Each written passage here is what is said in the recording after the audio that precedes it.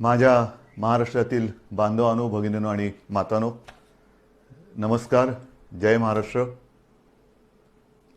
थोडेसे आपण सुद्धा रिलॅक्स दिसताय आणि साहजिकच आहे, मी देखील थोडासा किंचित तणावमुक्त आहे. होळीपासून सुरुवात झाली आणि म्हणता म्हणता दिवाळी आली. येत्या काही दिवसामध्ये दीपावली आहे. दीपावलीचा मंगल सण आहे. अंधार छेदून प्रकाश, आणि प्रकाश म्हणजे प्रगती, समृद्धी ही आपल्या सर्वांच्या आयुष्यामध्ये येवो. म्हणजेच प्रथम आपल्याला सर्वांना दीपावलीच्या खूप खूप मनपूर्वक शुभेच्छा देतोय. ही दिवाळी आपल्याला सर्वांना सुखाची, समृद्धीची, मनशांतीची आणि आनंदाची जावो अशी मनापासून प्रार्थना करतोय. साहजिकच आहे, आपण हे सर्व सण, होळीपासून जी म्हटलं मी सुरुवात झाली, अत्यंत साधेपणाने आणि संयमाने साजरे केले म्हणायचे का पार पाडले म्हणायचे, थोडासा फरक आहे. पण महत्त्वाचा मुद्दा म्हणजे या सर्व 6-8-9 महिन्यामध्ये आपण सर्वांनी जे काही सहकार्य केलं त्याला तोड नाही. आणि हे सहकार्य केलं म्हणून आणि म्हणूनच आज सुरुवातीला मी जे बोललो की आपण दोघंही थोडेसे तणावमुक्त आहोत. आज तणावमुक्त जरी असलो तरी साहजिकच आहे, माझ्या मनामध्ये पुढची जी एक शक्यता आहे दुसऱ्या लाटेची, ती येऊ नये म्हणून देखील एक चिंता आहे, प्रार्थना आहे. आणि त्याच्यासाठी सुद्धा आपल्या सर्वांचं सहकार्य मला अपेक्षित आहे. प्रथम मी दिवाळीबद्दल बोलतो. आत्तापर्यंतचे सगळे सण होते, मग ते गणपती उत्सव असतील, नवरात्री उत्सव आहे, होताच, अगदी दहीहंडी होती, ईद, सगळेच आपल्या पारसी बांधवांचे सुद्धा सण होते, जैन बांधवांचे सण होते, ईद होती, सगळे होते. हे सगळे सण आपण अत्यंत संयमाने घरातल्या घरामध्ये एकमेकाला, हल्ली व्हॉट्सअपवरनं झाले ना सुरू, हॅपी दिवाळी, हॅपी हे, हॅपी ते, ह्या ह्याच्यातनं साजरे केले. आता दिवाळी आली, जवळपास सगळं काही आपण उघडलेलं आहे. गर्दी मी पाहतोय वाढत चाललेली आहे, चांगली आहे, एक जिवंतपणाचं लक्षण आहे. गर्दी वाढते आहे, सगळे व्यवहार जवळपास पूर्वपदावरती यायला लागलेले आहेत. आणि इथेच मला थोडीशी एक खबरदारी आपण घ्यावी अशी विनंती करायला आज आम्ही संवाद साधत आहे. आपण बघता आहात की गेले काही दिवस महाराष्ट्रामध्ये आणि विशेषतः मुंबई आसपासच्या सर्व परिसरामध्ये, अगदी पुण्यामध्ये सुद्धा हा कोरोना जो काही वाढत होता, अनेक जण आपल्यावरती टीका करत होते, काही जण म्हणत होते की यांच्या कंट्रोलच्या बाहेर चाललेलं आहे.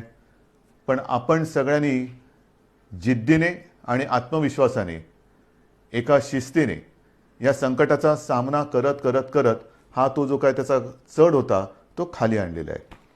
आपल्याकडे हा चढ होता तो उतारावरती आणलाय, नक्की आणलेला आहे.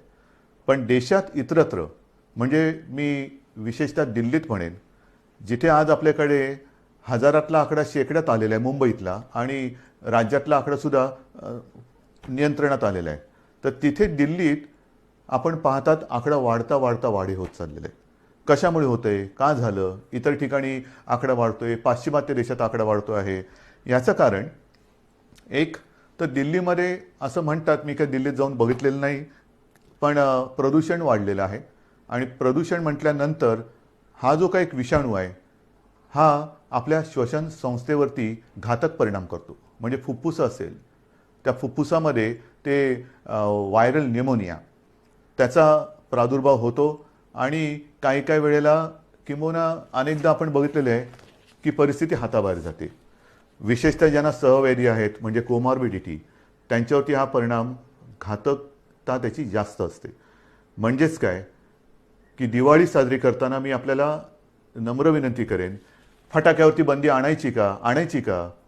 प्रत्येक ठिकाणी बंद्या घालून आणि कायदे कडक करून आपण आपलं जीवन हे पुढे चालू ठेवायचं का? आपण आपल्या गोष्टी स्वतःहून, जसं आत्तापर्यंत तुम्ही पाळलं सगळं, तसं स्वतःहून पाळू शकत नाही का?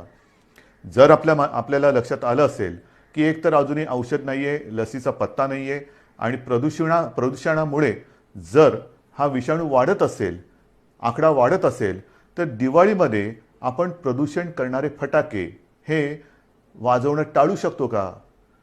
बंदी करायची का? करू शकतो. पण मला असं वाटतं बंदीपेक्षा आपसातला एकमेकावरचा विश्वास जो आहे, आणि मला अनेक जणांनी सांगितले की आपण जेव्हा बोलता तेव्हा आमच्या घरातलाच एक कुटुंब प्रमुख आमच्याशी बोलतोय, मोठा भाऊ आपल्याशी बोलतोय, असं आपल्याला सर्वांना वाटत असतं. मग त्याच नात्याने आपल्याला सांगतोय. लहानपणी मी सुद्धा फटाके वाजवलेले आहेत, सगळ्यांनीच फटाके वाजवलेले आहेत. आज सुद्धा घराघरातली लहान मुलं आहेत, त्यांना तो एक आनंद असतो. पहाटे अभ्यंग स्नान म्हटल्यानंतर तेव्हा थंडी मुंबईमध्ये असायची, आज इतरत्र राज्यात थंडी पडायला सुरुवात झालेली आहे. उठणं लावायचं, ते चिराट फोडायचं आणि पहिला फटाका कोण लावतो ती एक गंमत होती. पण म्हणता म्हणता ही वस्ती एवढी वाढली आणि त्याच्यानंतर हे एवढं आता धूर आणि प्रदूषण वाढायला लागलेलं आहे की आत्तापर्यंत जे काय आपण साधलेलं आहे, आत्तापर्यंत जे काय आपण कमावलेलं आहे, ते 4 दिवसातल्या धुरामध्ये वाहून जाता कामा नये. म्हणून मी आपल्याला विनंती करतोय, एकतर सार्वजनिक ठिकाणी फटाके वाजवायचे नाहीतच, कारण आपल्याला समाजाची काळजी घ्यायची आहे. अनेक जण ह्या वेळेला फिरायला बाहेर पडतात, सगळीकडे रोषणाई जरूर करा. दीपावली म्हटल्यानंतर दीप तर उजळले पाहिजेतच. ही दीपावली वाटली पाहिजेच, पण दीपावली म्हणजे दिवा, तो दिव्याचं एक महत्त्व आहेच. दिवे जरूर पेटवा, प्रकाशमान करा, पण फटाके न वाजवाल तर उत्तम. सार्वजनिक ठिकाणी फटाके वाजवायचे नाहीतच. हां, आपल्या याच्यासाठी आजूबाजूला कोणाला त्रास होऊ न देता जेवढे काही मर्यादित फटाके आपण वाजवू शकत असाल हरकत नाही. मी अगदीच काही तुम्हाला आणीबाणी नाही आणते तुमच्यावर. फटाके वाजवूच नका किंवा फटाक्यांवरती बंदीच घालतो असं न म्हणता, चला आपण एक दुसऱ्याच्या विश्वासावरती हा सण आनंदाने साजरा करूया. फराळ करा. पण पुन्हा एक सांगतो की आत्ता जरी ही परिस्थिती आटोक्यात आलेली वाटत असली तरी दिवाळी आणि दिवाळी नंतरचे 15 दिवस हे फार आपल्याला कसोटीचे आहेत. याचं कारण असं की पाश्चिमात्य देशात आपण जे काय बघतो आहोत, आकडेवारी बघतो आहोत, प्रचंड मोठ्या प्रमाणात ही दुसरी लाट आलेली आहे. म्हणजे अनेक ठिकाणी हा जो आकडा होता हा जवळपास शून्यावरती आला. आणि मी जी काय माहिती घेतली, माझ्याकडे माहिती आहे, कागद सगळे आहेत, पण हे सगळं तुम्ही बघताय तेच मी बघतोय. पण ते बघितल्यानंतर रिपिटेशन नको आहे. पाश्चिमात्य देशात आपण जर पाहिलं तर अगदी इटली असेल, ब्रिटन असेल, इंग्लंडमध्ये तर, लंडनमध्ये तर पुढच्या 4-6 आठवड्यासाठी कडक लॉकडाऊन त्यांनी केलेलं आहे. कडक म्हणजे जसं आपल्याकडे होता तसा.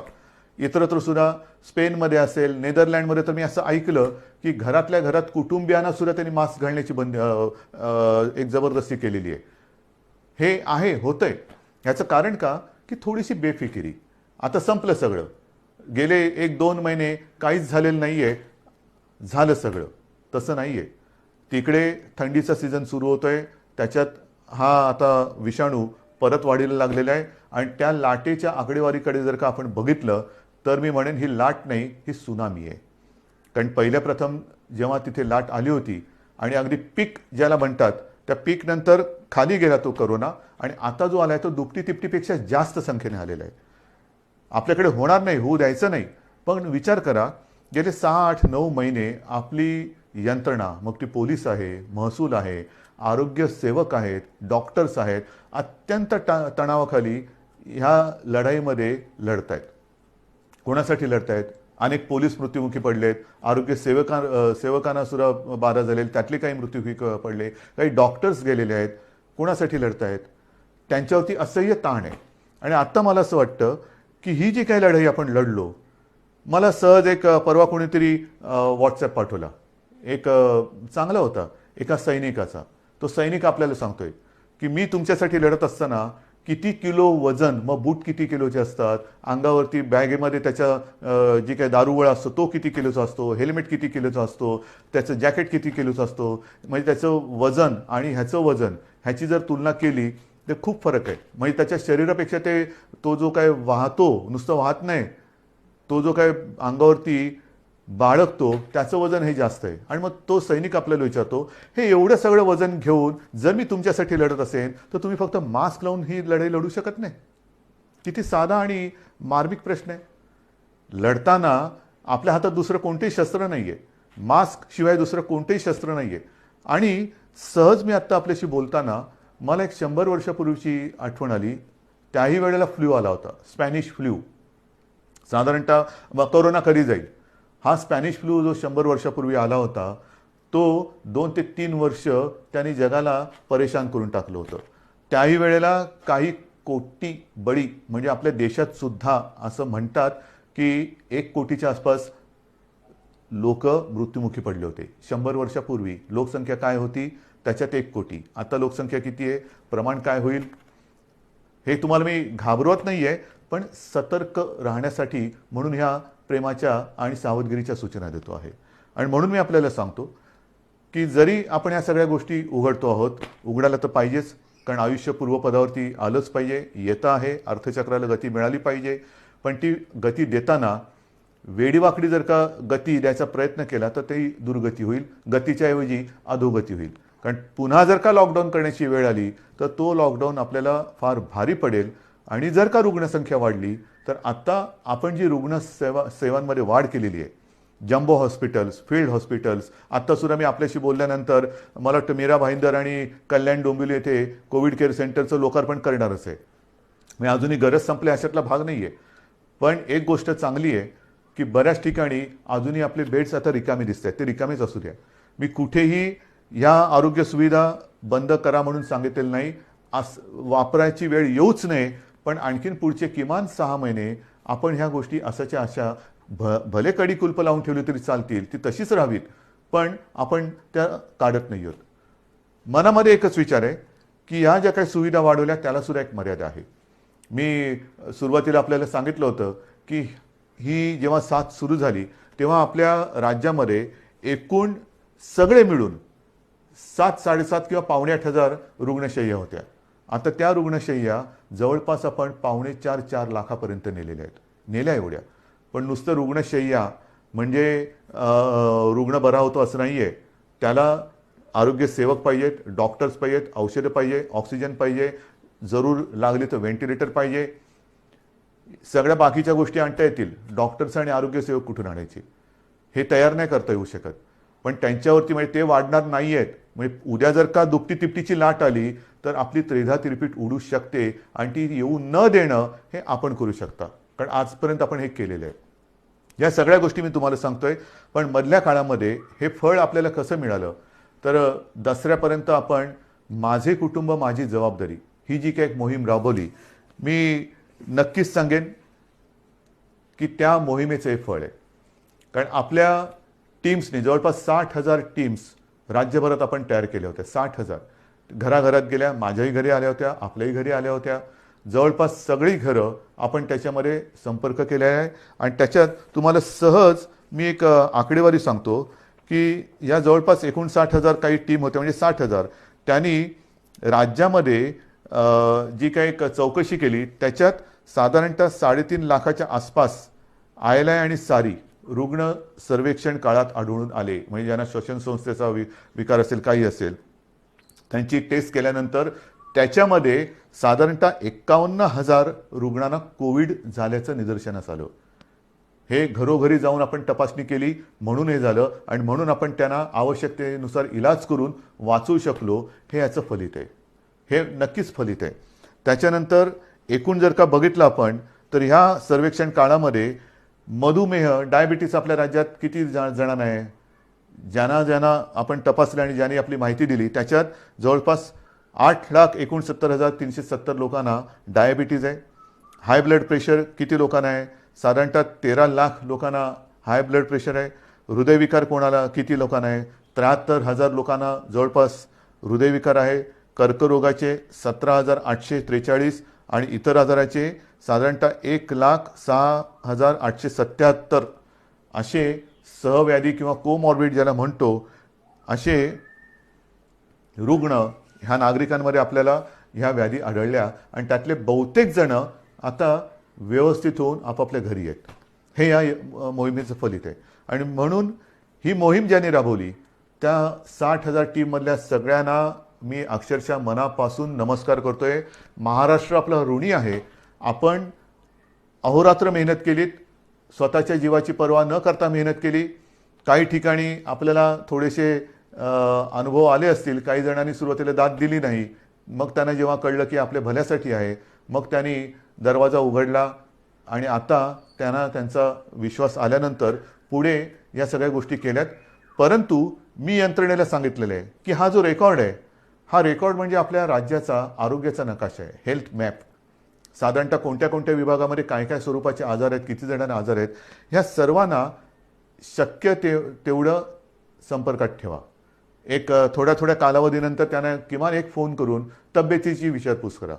आणि ही विचारपूस केल्यानंतर आपल्याला लक्षात येईल की आपण जी मोहीम राबवतो आहोत त्याचा उपयोग आपल्याला नुसतं निरोगी महाराष्ट्र, सुदृढ महाराष्ट्र वाचून होत नाही. महाराष्ट्र त्याच्यासाठी मेहनत करावी लागते. तर ही मेहनत, ह्या मेहनतीचं एक फळ आहे. म्हणून मी या सगळ्यांना धन्यवाद देतोय आणि त्यांना आणखीन सांगितलेलं आहे की जरा थोडे दिवस थोडी विश्रांती घ्या. पण आता पुढचा टप्पा आहे हा तुम्ही करायचा आहे.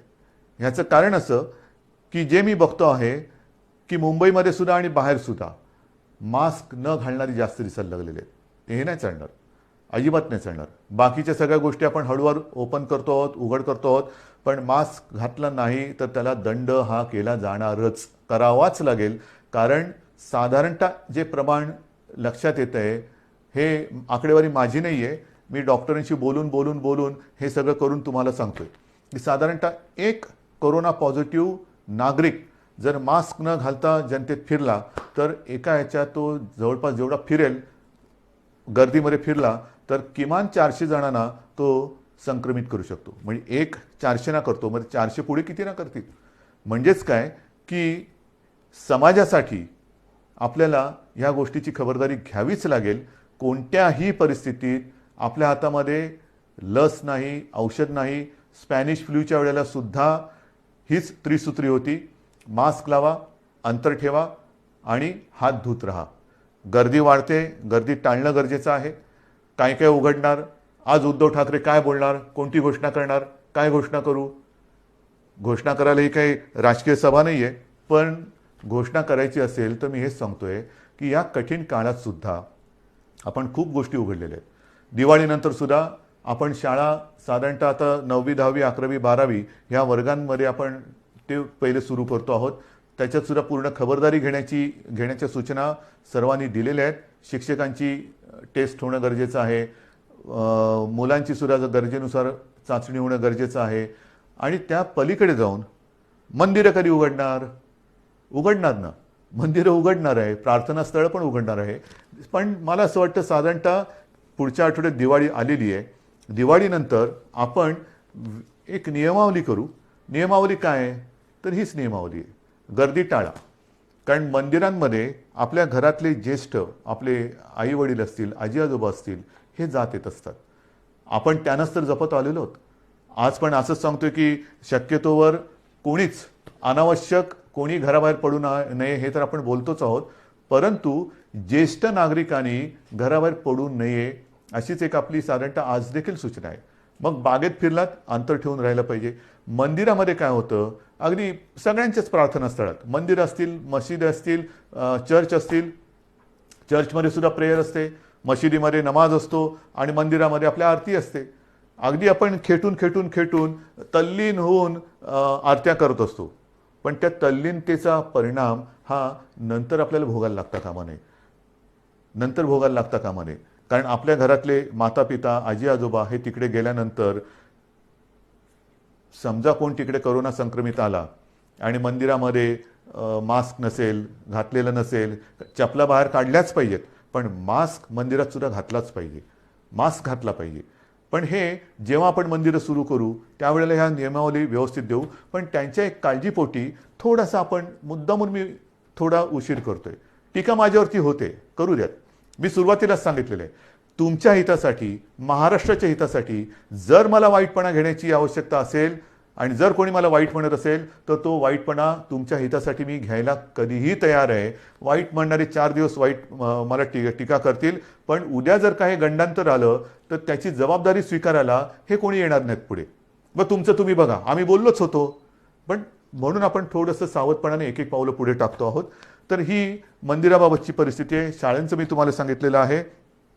महत्त्वाचं म्हणजे काय की गेले 6-8 महिने सगळं बंद असताना आपण महाराष्ट्रामध्ये ज्या काही गोष्टी केलेल्या आहेत, शिवभोजन आपण सातत्याने त्याची व्याप्ती वाढवत चाललेलो आहोत. 5 रुपयामध्ये गोरगरिबांना जेवण, गेल्या वेळेला मी बोललो तेव्हा 2 कोटीच्या आसपास थाळ्यांचा वाटप झाला होता. आज त्याच्यात आणखीन वाढ झालेली आहे.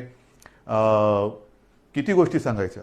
विशेष म्हणजे मधल्या काळामध्ये महाराष्ट्र द्वेष्ट्यांनी, मी शब्द मुद्दामून वापरतो आहे की या संकटाच्या काळात, जगभर संकट असताना, देशात संकट असताना, राज्यात संकट असताना आणि आपण सगळे कोरोनाच्या संकटाची सामना करत असताना महाराष्ट्र द्वेष्ट्यांनी महाराष्ट्र बदनामीचं जे कारस्थान केलं होतं, महाराष्ट्राची कायदा सुव्यवस्था कोलमडून पडलेली आहे, इकडे सगळं अंमली पदार्थाच्या शेत्या होत्या आहेत, हे मी मागे सुद्धा दसऱ्याच्या भाषणात बोललो.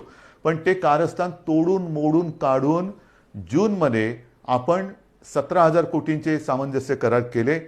मला त्याच्याबद्दल अभिमान आहे. काही देशी विदेशी कंपन्या त्याच्यामध्ये आल्या. नुसते सामंजस्य करार म्हणजे कागदावरती करून, पावसाळा होता म्हणून कागदी होड्या करून सोडल्या नाहीत पाण्यामध्ये. तर त्याच्यापैकी अनेक जणांना जागासुद्धा दिल्या गेलेल्या आहेत आणि काही जणांना येत्या काही दिवसात जागा दिल्या जातील आणि प्रत्यक्ष कामसुद्धा तिथे सुरू होईल. ही गुंतवणूक आलेली आहे. गेल्या आठवड्यामध्ये त्याचं पुढचं पाऊल टाकलंय. 35,000 कोटीचे सामंजस्य करार केलेले आहेत. अनेक वेगवेगळ्या क्षेत्रातील देशी विदेशी कंपन्या महाराष्ट्रामध्ये येत आहेत, ज्याचा आपल्याला अभिमान आहे. हे सगळं तुमचं कर्तृत्व आहे. आपण एक महाराष्ट्राची प्रतिमा ही निर्माण केलेली आहे. त्या प्रतिमेचं हे फलित आहे. म्हणजेच लॉकडाऊन म्हटल्यानंतर सगळे कडी कुलप लावून घरी नाही बसलो. घरी तर बसलो आहे. माझ्यावरती टीका केली जाते, पण घरात बसून सुद्धा मी हे काम केलेलं आहे.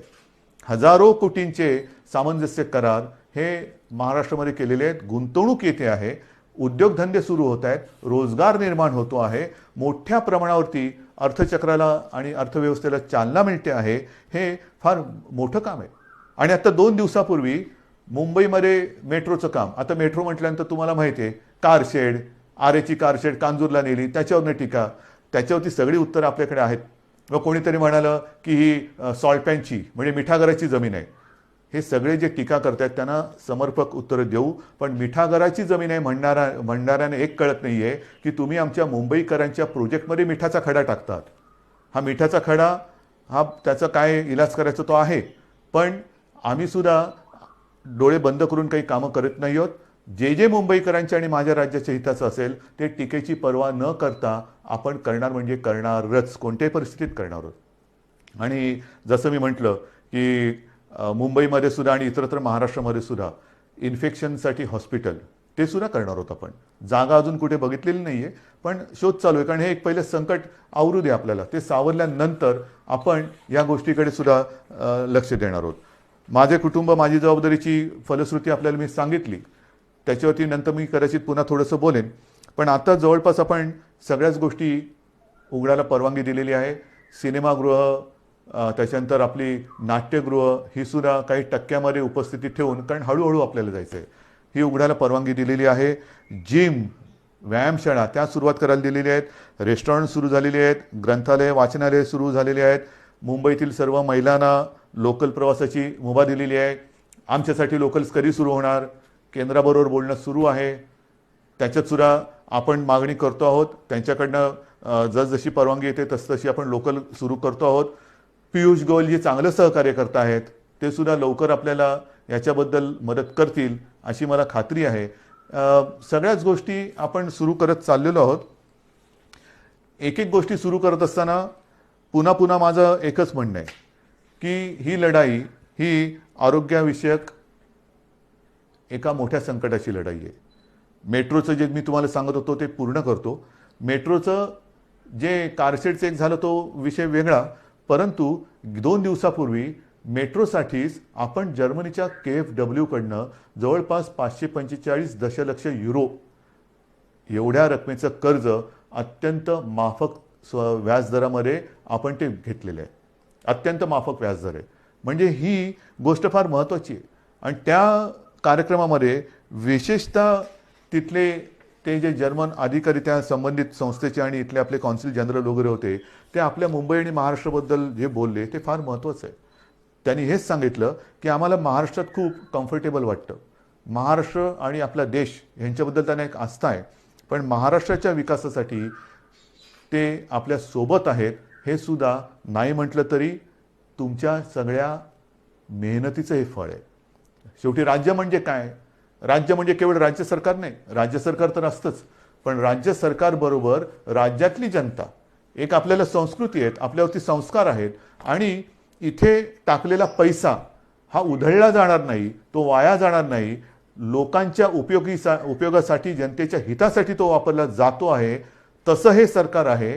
हे जे काही एक आपलं विश्वासाचं नातं आज आपण जगात निर्माण केलेलं आहे, हे त्याचं हे फलित आहे. म्हणून मला असं वाटतं की अनेक गोष्टी आपण सुरू केलेल्या आहेत, उद्योगधंदे येत आहेत, गुंतवणूक येते आहे.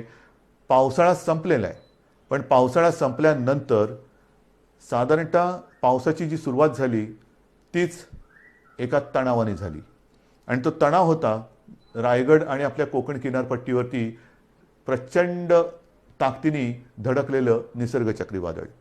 साधारणतः जूनपासून पावसाळा संपेपर्यंत कुठे ना कुठेतरी अतिवृष्टी, पूर, वादळं ह्या सगळ्या गोष्टी ह्या येत होत्या. मुंबईला सुद्धा त्यांनी सोडलं नाही पावसाने. पूर्व विदर्भाला नाही सोडलं. काही ठिकाणी पूर नाही आला, पण सतत पाऊस थांबतच नाही. आणि त्याचा दुष्परिणाम हा शेवटचा जो अतिवृष्टीचा पाऊस होऊन गेला, मी स्वतः जाऊन बघितलेलं आहे.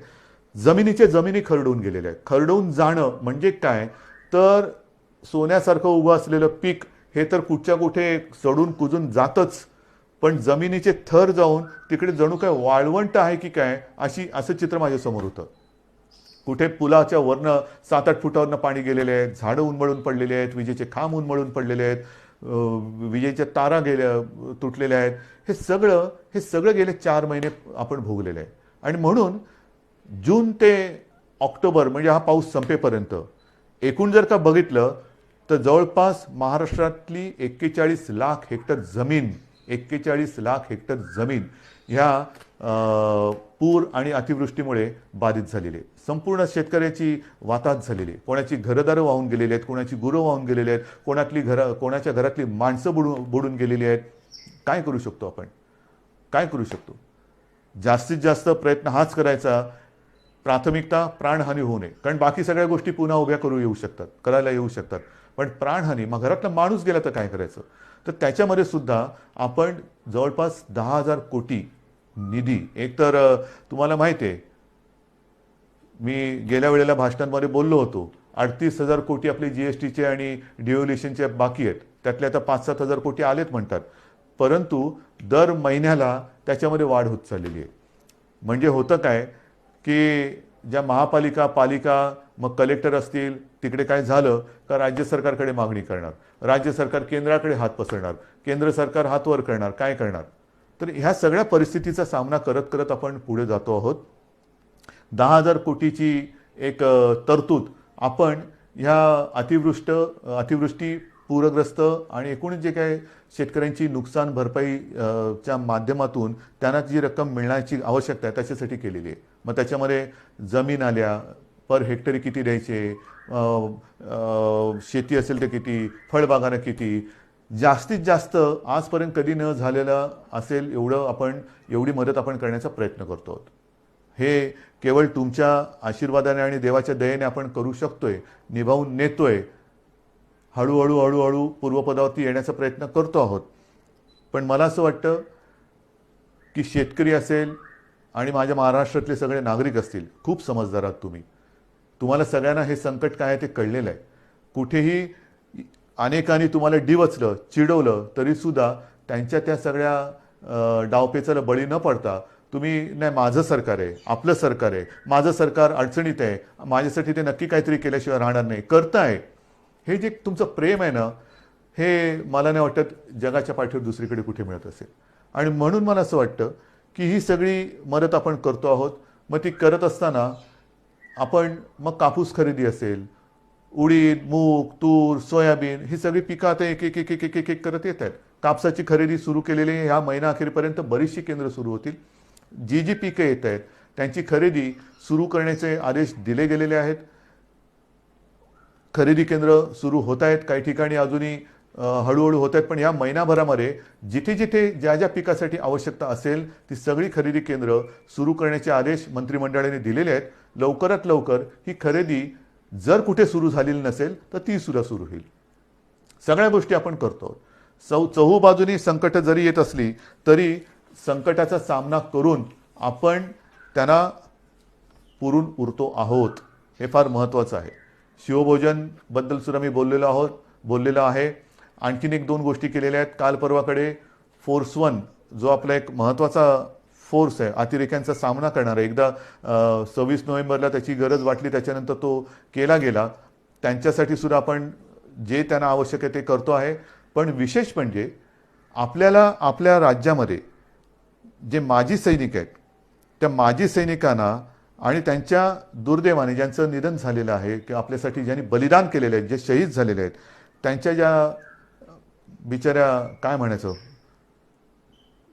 विधवा हा शब्द मला बोलायला खूप जड जाते, पण त्यांना आणि माजी सैनिकांना त्यांचा निवासी मालमत्तेचा कर आणि घरपट्टी ही माफ करण्याची योजना आपण आपल्या शिवसेना प्रमुखांच्या नावाने ती सुद्धा अंमलात आणतो आहोत.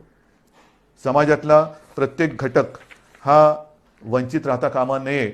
अगदी प्रत्येक घटक म्हटल्यानंतर मी यापूर्वी सुद्धा म्हटलेलं आहे की मग आरक्षणाचे वारे वाहत आहेत. मराठा आरक्षण आहे, ओबीसींचं आरक्षण, ते म्हणतात आमचं काही कमी करू नका, धनगर आहेत, ह्या सगळ्यांना आपण कुठेही वारावरती अजिबात सोडू शकत नाही. कारण जाणार कुठे वारावर सोडून? आपण एकत्रच आहोत. हे सरकार तुमचं आहे.